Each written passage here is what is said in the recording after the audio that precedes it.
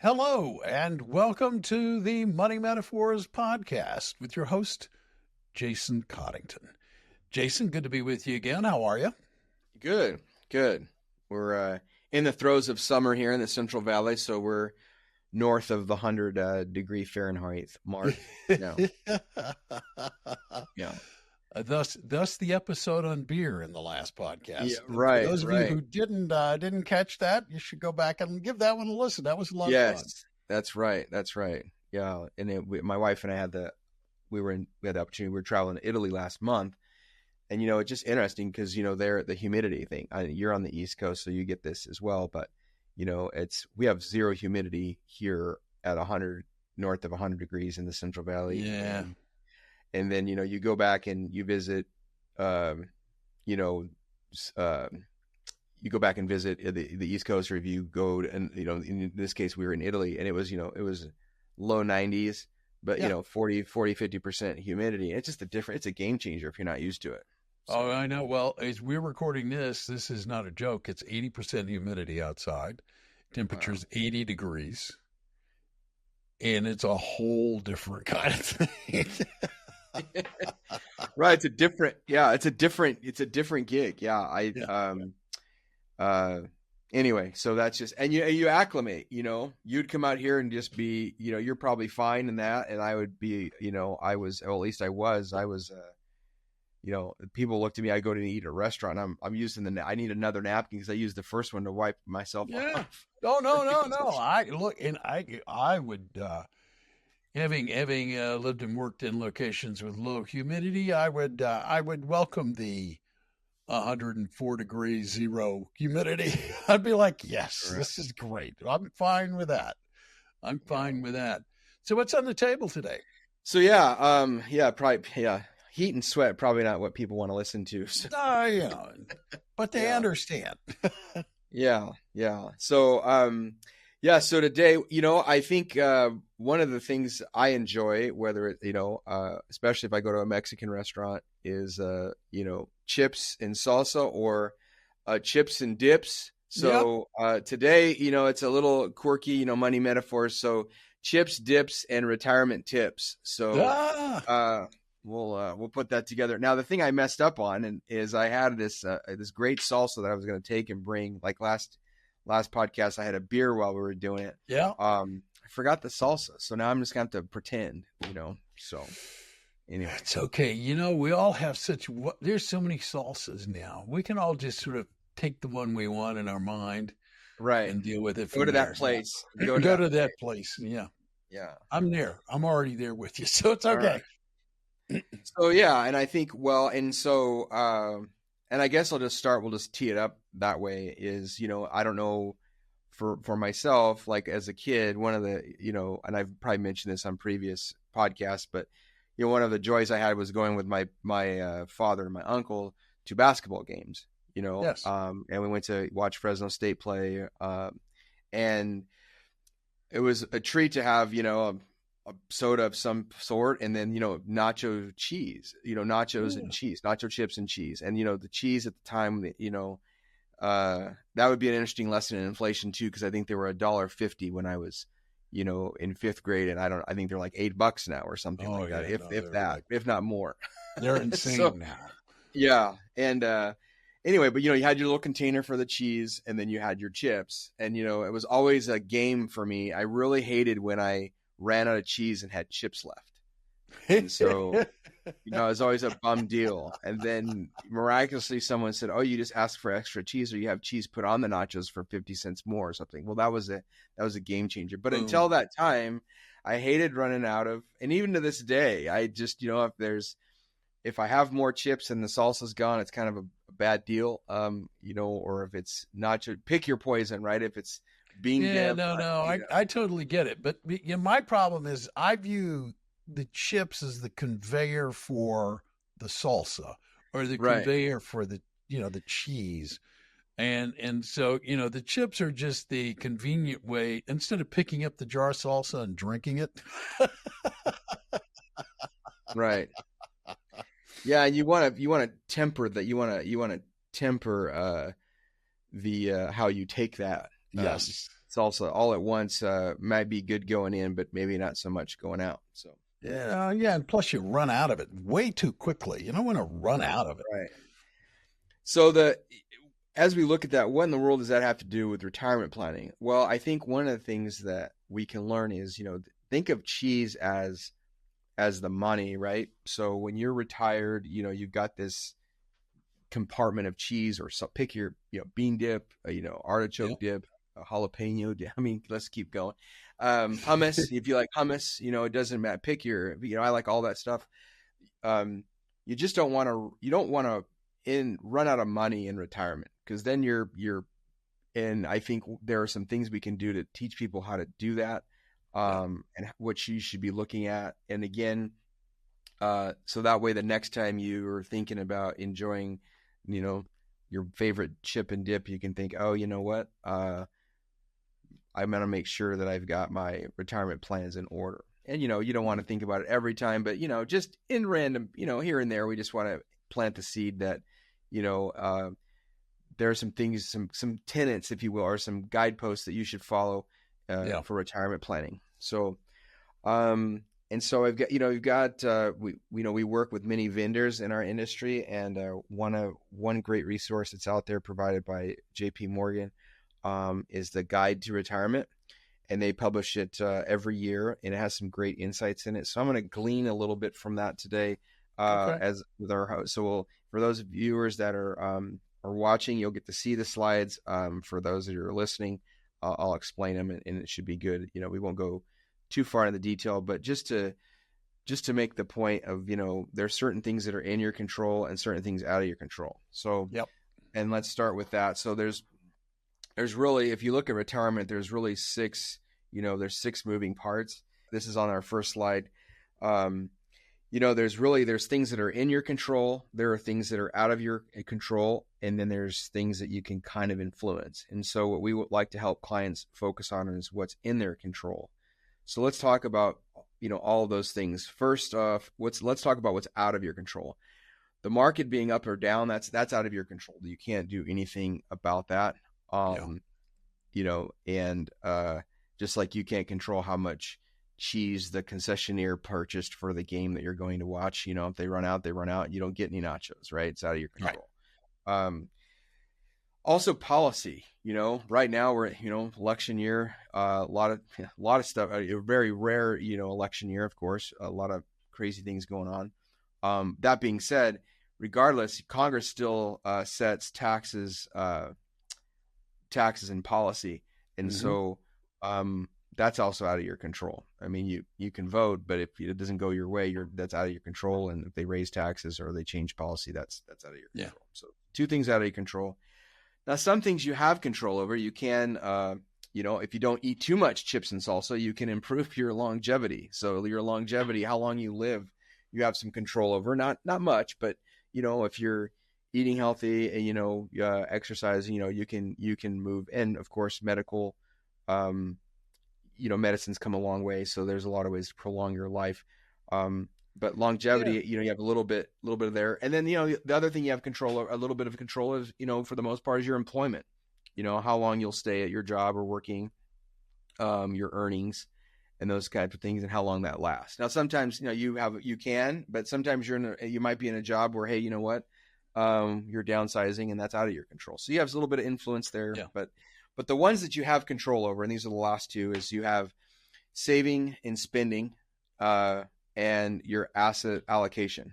So how your portfolio is allocated and how much you're taking out of your portfolio. So there it is. So, I mean, if you're using the chip and nacho analogy, if your first chip is you dive right into that, container of cheese and take out a hopping, big bite of cheese out of that, that would be equivalent to taking like, 10 or 15% of your portfolio in the first year. That's just not going to work. So, we need to talk a little bit about that. So how to ration that over a period of time. So those are some things that we'll discuss today, I think, but just to know, it's very important to know what's in your control for retirement, and your behavior and your asset allocation are the two most important things. And so, That's just kind of, just like, That's a good overview of it. Yeah. I would go back to the life expectancy for just 1 minute, because I think yeah, it's a good point here to underscore the importance of people taking care of their health. You know, doing things for themselves in terms of taking care of their health to the degree that they can, so that they're in good shape when they get to retirement. And I don't mean being able to run a marathon or anything like that, but do the things like you talk about. Be able to go out and go on a hike, and enjoy outdoors and do things outside, and not live a sedentary lifestyle where you've got your favorite chair and your trusty remote, as it were. yeah, yeah. Well, and that I think is important, because we're seeing that, when I started 28 years ago in this, retirement planning was, when I look at those first clients that are now retiring, in their minds, it was going to be, hey, I'm gonna retire. I'll have some money saved. I'll have some Social Security, maybe a pension, and I'll go enjoy. And they're enjoying, but they're finding that, they're transitioning, that maybe they go from a full-time job to a part-time job, or they, they volunteer a little bit more, or it's not just a complete, end it all at once. And we're also finding that, we're also encouraging clients, if it works out, if they're planning a trip to travel and whatnot, don't postpone that. You got to do the financial, you got to do the planning, but do it while you're able, do it while, when you're mobile, you're able. We all get older, things break down. So you don't walk as fast, or hills start to bother you, if you got, if your knees are shot or things like that. So enjoy, you want to, if you will, allocate, if you will, or ration out your expenses and your experiences throughout retirement, and do it not only when you can afford it, but do it when you're able. So we're seeing that. So from the longevity standpoint. Staying on that point really quickly, if you don't mind, just a quick question in terms of life expectancy. Does that play into all of this in terms of your planning and stuff? Yeah, so that'll kind of lead us to the next stat I would like to use. And so you're like, okay, well, if I've got to have nacho cheese to last, how much nacho cheese do I need, to support this bag of chips, as you say. So I think what's interesting when we meet with clients, and most people typically choose around 60 to 65 as their retirement date. That's when they're going to transition out of work. And so when they pick that, we are looking at typically a 30 to 35 year time frame there. Now, that doesn't mean that we know that they're going to live that long, but we have to plan that they are. And the stats on that are, and I'll just give you the stats regarding a couple. So a married couple, if they're still married at 65, the probability of at least one of them making it to age 85 is 90%. And, making it to 90 is 73%. So, I mean, if you're married at 60, if you're married and still alive at 65, I mean, the odds of you making it to 90 are, pretty high, are in your favor, at least one of you being alive.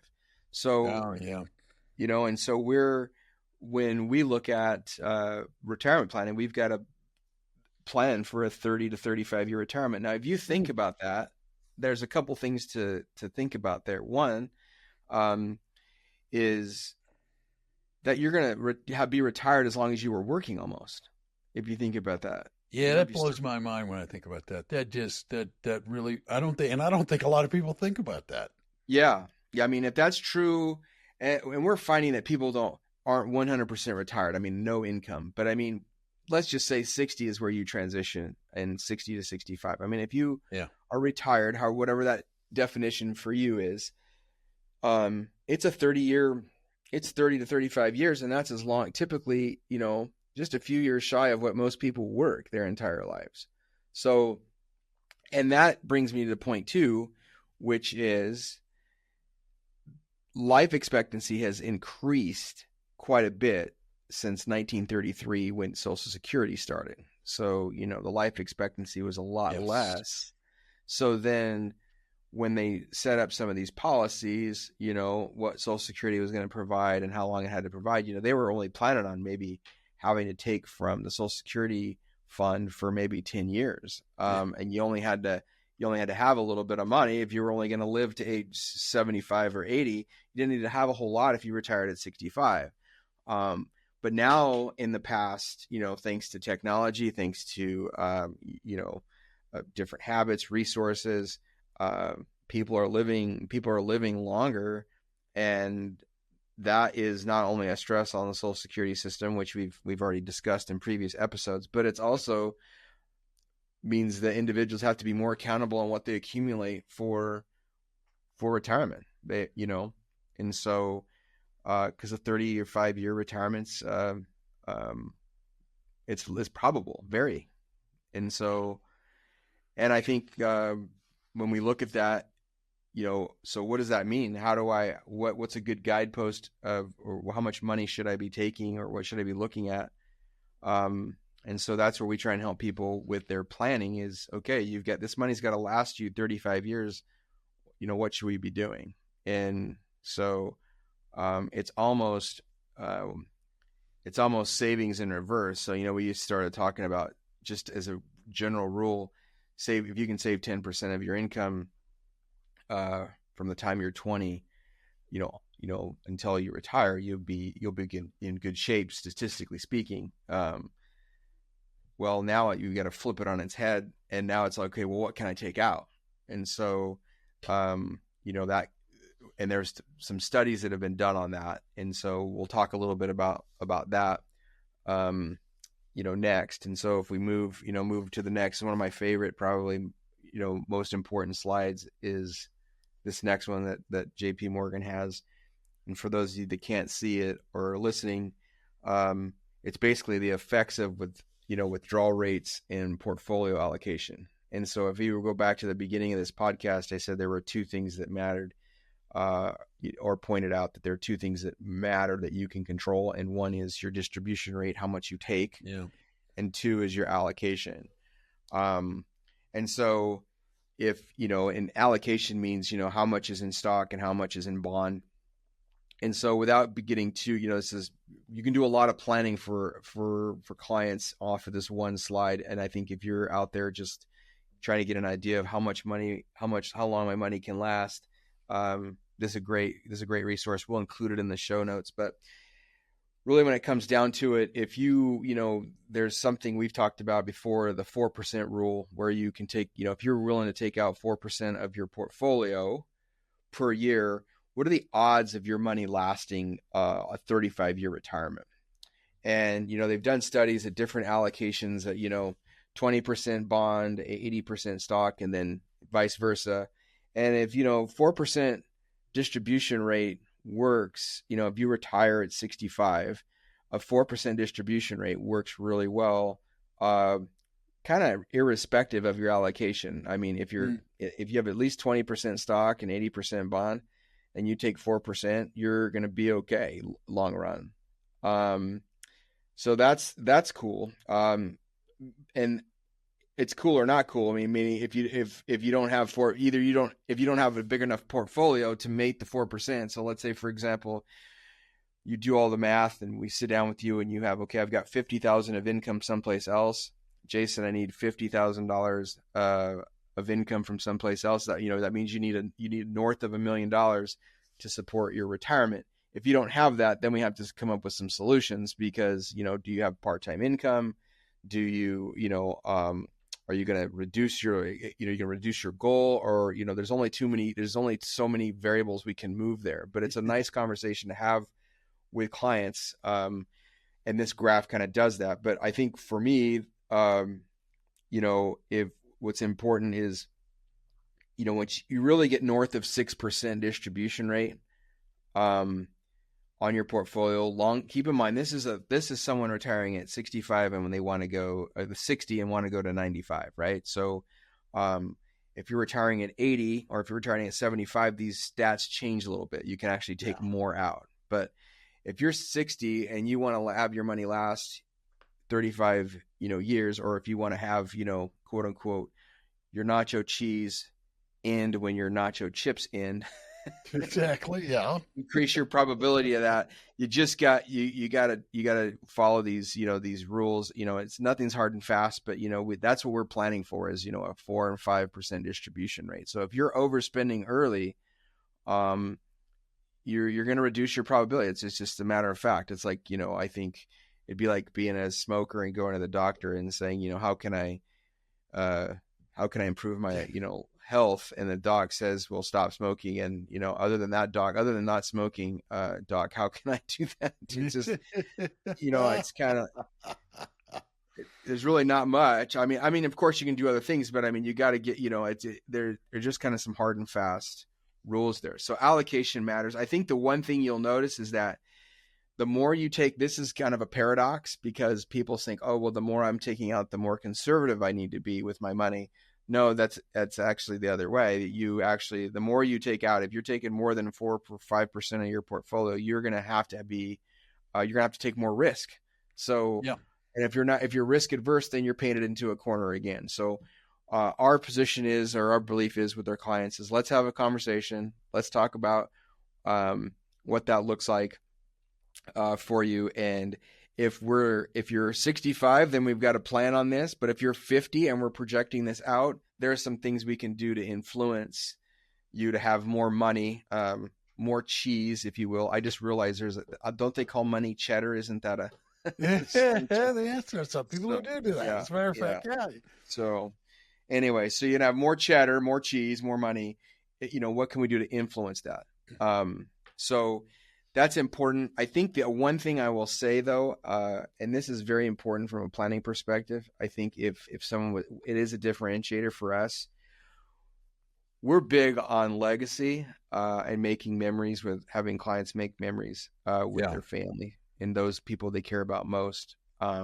So when we do our planning and we have our annual reviews, occasionally we'll have someone come in. I just had this week, and there's a family that wants to take their entire family to Hawaii.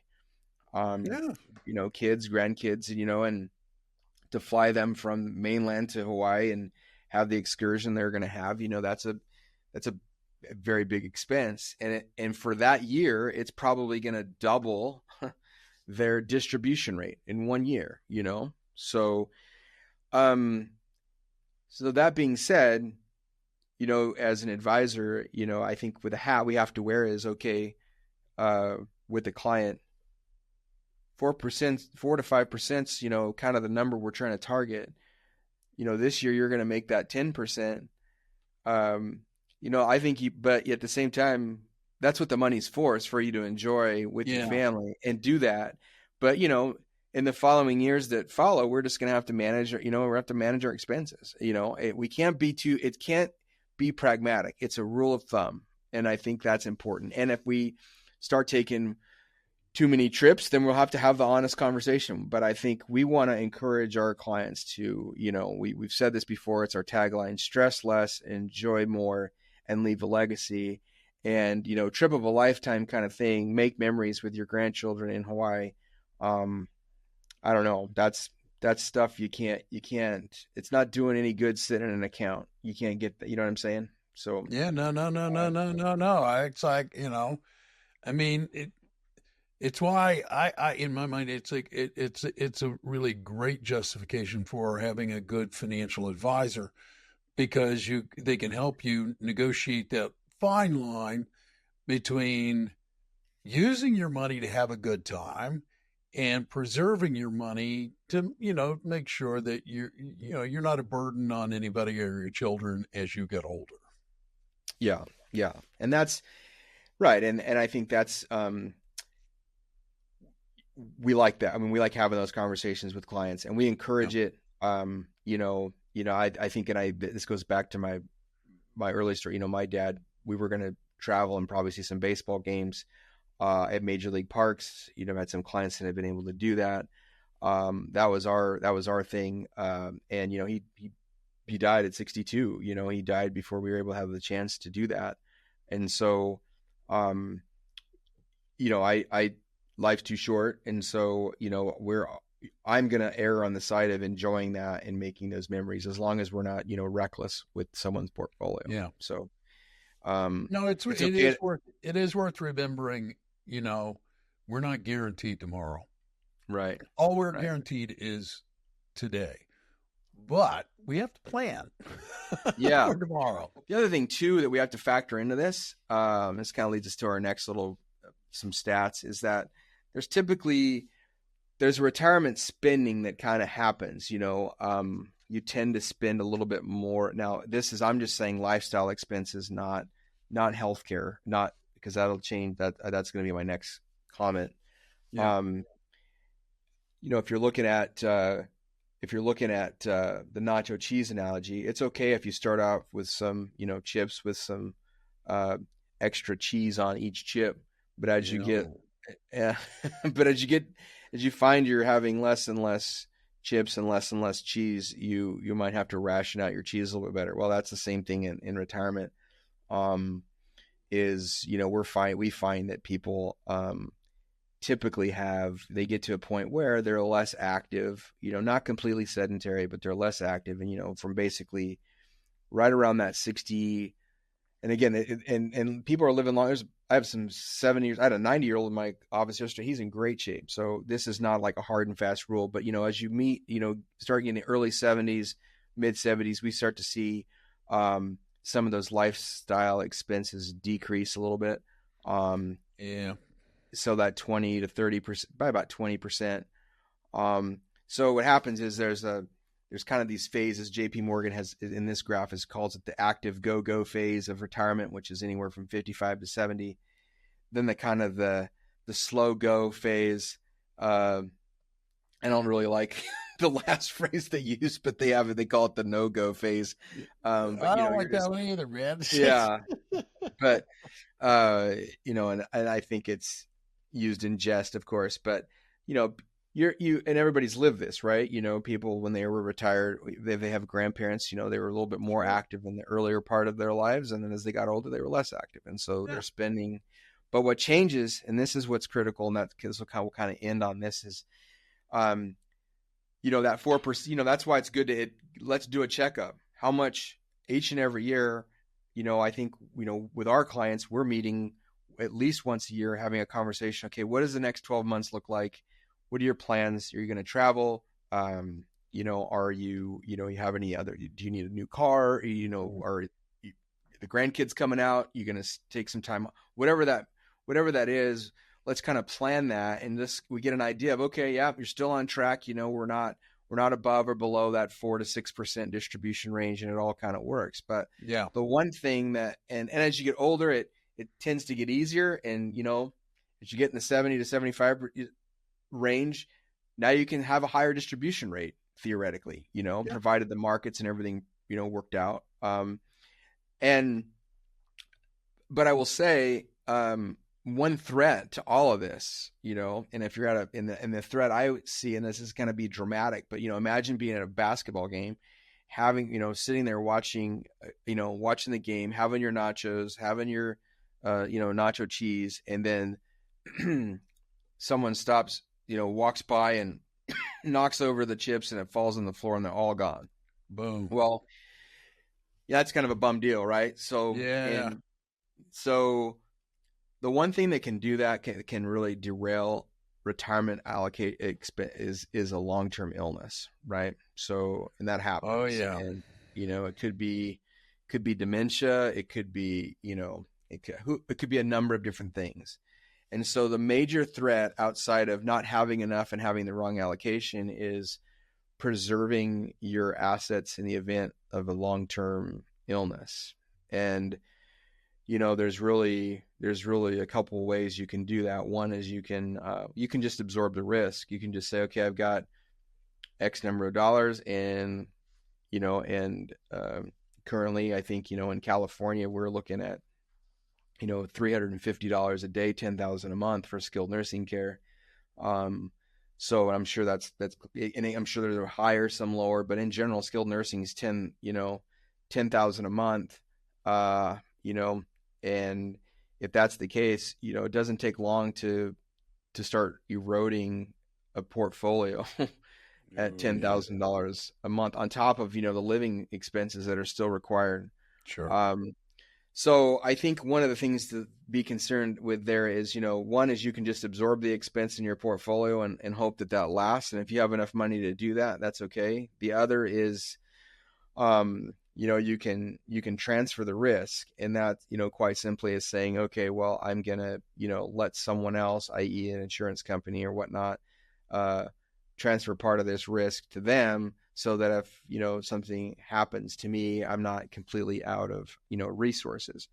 The difference with this, though, this particular planning, is that if you're going to plan for long-term care protection for your retirement, it's something you have to really start thinking about in your 40s for two major reasons. And one is your insurability, because you're healthier when you're 40, theoretically, than when you're 60.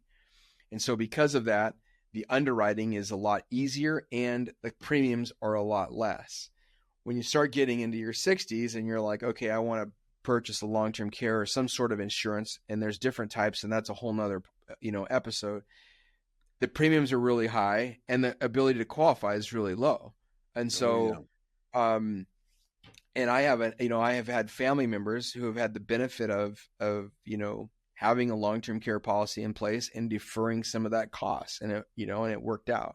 So, and I've had clients that have not had that. And, it's been tough to watch something that's been accumulated over a lifetime erode quite quickly. And so, and again, this isn't to just, be quote unquote Debbie Downer on retirement, but it's a fact of life that as you get older, your health is going to decline. And if the one thing that can erode a portfolio, is a long-term illness. And, if you look at, if the average stay is, I think nationally just over 2 years, at 10,000 a month, you can do the math there pretty quick. That's a big dent in your legacy. And so if it's important to you, we like to have, so the analogy is there, I use the knocking the chips all on the floor because someone walked by, is if you want to make sure that you can enjoy your nacho chips at a hockey game or a basketball game without having to worry about it spilling, then you got to go sit somewhere else. You got to protect it so that you're eating alone so you don't spill it. So how do you do that? Well, there's some products out there. There's long-term care insurance of different types, that does it. But probably the thing to do is, before you buy any product, and this is what we'd work with our clients when we'd have this discussion, is let's get real clear about the legacy you want to provide for your family when you're gone. And then, based upon what's most important to you there, your values, if you value your family and you value the resources you want to provide them when you're gone, then you can work backwards and then have an educated conversation about what that might be financially to pay for. And, then it's a discussion. And then some people choose to transfer the risk to an insurance company, and some individuals are like, you know what, I'll roll the dice, I'll absorb it. Yep. But at least a conversation is had. So we're really advocating that. So that's really the big picture with retirement planning. There's so much that goes into retirement planning. I mean, there's a lot of things you can do, but I think the big thing is to just always remember to focus on what you can control. And if you're nearing retirement, I would say, savings is important. Looking at your expenses, are you one of the things we find common is most people that are retiring within 10 years or within 10 years of retirement, their mortgage is their biggest expense. Housing's their biggest expense. And if we find that, an extra payment every couple of months or whatever that might be, if you can eliminate that mortgage, that expense in retirement. Now, this is not for everybody, but it's right. Housing is 40% of the average retirement bill. So if you can eliminate that expense, now you've got more freedom to spend money on the things you want to do and the people you love. So, and no amount of capital can be accumulated faster than paying down the debt, if that makes any sense. So what I'm saying there is, if someone says, Jason, I'll give you $2,500 a month for the next 5 years for retirement, I'm going to fast track it. I'll say, well, what do you have a mortgage? And like, yes. I will. If you put the $2,500 toward the mortgage, you won't have that expense. And then I won't have to go generate enough capital to get that 6% or that 4% distribution rate. So it's better math. I did that kind of fast, but I think you get the point there. But it makes sense. It totally makes sense. Absolutely. Yeah. The levers you can pull, I think, so if you're, and then the default, if you're just getting started, if you happen to be listening to this and you're in your 40s or late 50s, or, even younger, just save away, and start thinking about if you're, if you're if you're early 50s, and you're not too far away, consider having a discussion about, long-term illness, long-term care planning, whatever that looks like. So, yeah, but to your point, again, it is really expensive. And the way you can mitigate that cost is to have that conversation, as you pointed out, a lot earlier than you think you need to have that conversation. Yeah. So a lot in retirement. But again, if you can, focus on what you control, your savings, your spending, and your asset allocation, that's good. And of course, chips and dips are always good, but eating a little bit less of those might prolong your life. Yeah, that's true. I might have shortened my life. But also to stay with the metaphor, a bigger jar of salsa or queso is a whole lot better than a small one. Okay. Yes. Yeah. Moderation, they say, but it's relative term for myself and my friends. If they listen to this, would laugh at that because they know, especially when it comes to steak. Now you get me like I need to go have some Mexican food for lunch. God. Fortunately for me, I've got some great choices around here, so I'm in good shape. That's good. So, Jason, for those of you who are listening to this podcast who are thinking that you've said some things that they maybe want to follow up on or have a conversation with you, how do they get a hold of you to do that? Yeah, so they can call us. We old school was down to the phone here. So yes. Yeah, 559-897-0040. That's California, so that's Pacific Standard Time. And if you're interested in, the other way to schedule an appointment is you could just a 15-minute brief conversation about any of these topics. You can go ahead and on our website, top right-hand corner is schedule a phone meeting. There's no cost to that. We just have a conversation and then we see where that goes. No obligation, no commitment, just, a resource for you, sounding board, if you will. So there's that. And then our website is www.coddingtonwealthadvisors.com. And you can find us there. And then, of course, in this episode, we'll have some show notes as well. Yeah, it's great. So check out the show notes. And if you're not a subscriber to the podcast already, hit the follow button. That way you will become a subscriber to the podcast. And every time Jason drops a new episode, you'll be notified. You can give it a listen and see what you think. And if you like it, we'd ask that you share this podcast with other people. Let them know about what Jason's talking about. And we would welcome the endorsement, as it were, the word of mouth promotion. It's a good thing. Very good thing. Until next time, I'm Bill Tucker. On behalf of Jason and everybody at Coddington Wealth Advisors, I want to thank you for taking the time to listen today and remind you that you can go out today and make today a great day or not. It's your choice, and it is your choice to make. Thanks so much. Until next time. Thank you for listening to Money Metaphors, exploring financial concepts through stories and analogies. Visit our website at www.coddingtonwealthadvisors.com or give us a call at 559-897-0040. Don't forget to click the follow button to be notified when new episodes become available. Jason Coddington is a registered representative with and securities offered through LPL Financial, member FINRA SIPC. The opinions voiced in this podcast are for general information only and are not intended to provide specific advice or recommendations for any individual. To determine which strategies or investments may be suitable for you, consult the appropriate qualified professional prior to making a decision. The featured guests and their company are not affiliated with or endorsed by LPL Financial or Coddington Wealth Advisors. Individual tax or legal matters should be discussed with your tax or legal professional. Economic forecasts set forth may not develop as predicted, and there can be no guarantee that strategies promoted will be successful. All performance referenced is historical and is no guarantee of future results. All indices are unmanaged and may not be invested into directly. There is no assurance that the techniques and strategies discussed are suitable for all investors or will yield positive outcomes.